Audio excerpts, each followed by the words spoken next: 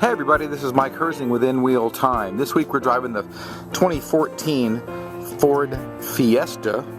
This is it's a little four-door sedan. This is the Titanium model, and it's got the 1.6 liter four-cylinder. It's a great little car. I tell you what, you're going to see more and more of these people buying these upper end. Now this thing is like $20,000. Starts out with a base price of $18,000 with a bunch of options. It ends up to $20,485. You're going to see more of this, and rather than buying maybe, for example, a Focus that's maybe stripped, people are buying a Fiesta that's going to be loaded. This thing's got leather seats, it's got seat heaters, it's got everything, nav system, it's got everything you'd really want.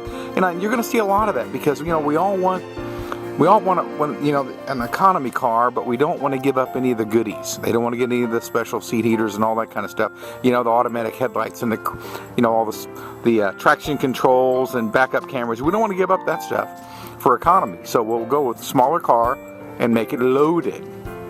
But if the looks are good, this thing has a similar look to some of the Fusions, and this is the new face of Ford. I tell you what's a pretty good one. They've got a lot of engine options for this. They've got the 1 liter available this year, and they're going to see a lot of things going on.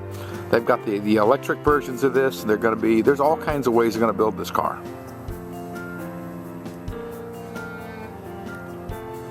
This build has some nice lines. I never really thought of this is maybe the Honda Fit. Customer would want to look at this one. Somebody that maybe has a Yaris or something like that. This is like I said, this is a very, very nice vehicle with lots of room and nice lines. It's a lot nicer than you think. And what's really wild is it's a little bitty tiny car, but look how big the trunk is. I could probably climb in this thing, and I'm 6 foot tall. Also, the seats will lay forward, so if you really want to lay something across there, you're going to carry some kind of big package. It's not too thick. You can actually slide it over the seats because they do fold down. Fit and finish is actually better than what you would expect from a subcompact. One thing I do like that I appreciate about from Ford does, and a lot of the domestic car manufacturers, you'll have power plugs in the back seat. You'll have plenty of power plugs for this kind of vehicle. The seats are pretty comfortable. This has leather, and it's not cheapy leather. It's really nice. Well, it's a well-appointed car. I think I like the idea of maybe getting a smaller car, but getting a nicer trim level on it. The seats are scooted way back, so there's actually a little bit of seat room. Now, if you're going to carry some big adults in the back seat, you're going to have to scoot the front seats up just a little bit and suffer for just a little bit. As you can see, a little bit of soft touch, not a whole lot, but it's not hard plastic. That's what's nice. Nice looking dash. This one has the backup camera. It has a few little niceties on it. You got the power plugs. You got a nice stereo in this thing. By the way, it does sound good. This does have Bluetooth. It's got the push button start. It's got traction control. It's got automatic headlights. It's got cruise control. There's some of the things that you don't necessarily expect on this vehicle.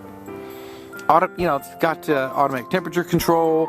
It's got just a ton of stuff. It's got this one's got the Ford Sync. The phone system hooks up really, really, really well to it. This is a nice car. This is something that you can actually live with, and I didn't think I'd ever really say that. Fuel economy is 39 highway, 29 city, which is 32 combined. Let's look under the hood. This particular model has got the 1.6 liter Duratec double overhead cam 4-cylinder, and it's mated to it's called a power shift. It's basically a double clutch transmission. I guess you could say it's a manual transmission that shifts it automatically. It does shift a little funny. There's even a little note in the owner's manual that says, by the way, if you go to accelerate, you back off and then you accelerate again, you might get a jerk. That is the way it is with these transmissions. But guess what? It works. It shifts just fine. You get used to it.